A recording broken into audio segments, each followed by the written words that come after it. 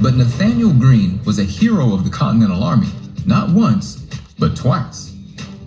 Born in Rhode Island in 1742, Greene was 33 when the Revolutionary War began.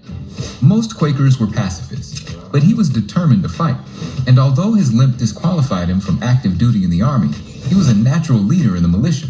From there, he gained the trust of General George Washington and became a major general in the Continental Army. By 1778, the Continental Army had proved they could match the British in battle, but their supply system was broken. Starving soldiers with no ammunition could not fight. Washington appointed Greene as his new quartermaster general.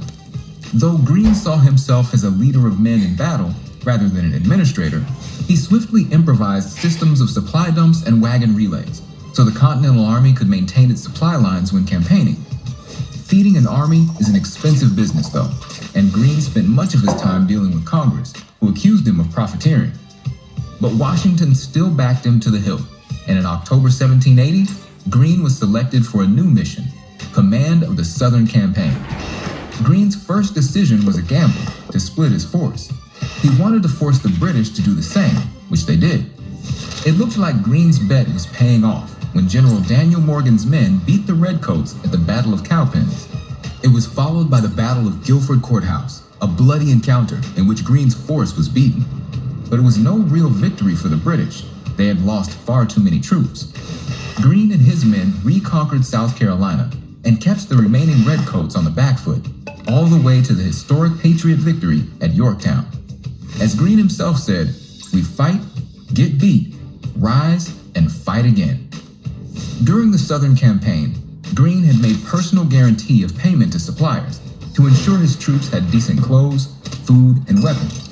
When the war ended, he sold most of his personal possessions to honor the debts.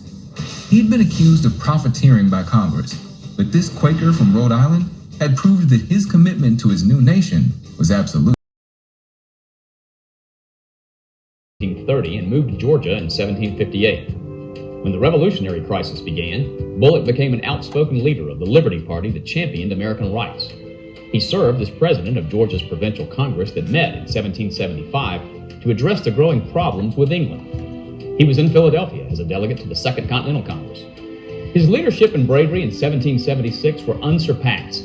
He was elected president of Georgia's Council of Safety, arrested Royal Governor James Wright when British warships arrived in Savannah, led the expedition that drove the British off Tybee Island, and became Georgia's first president and commander-in-chief. Bullock died in 1777.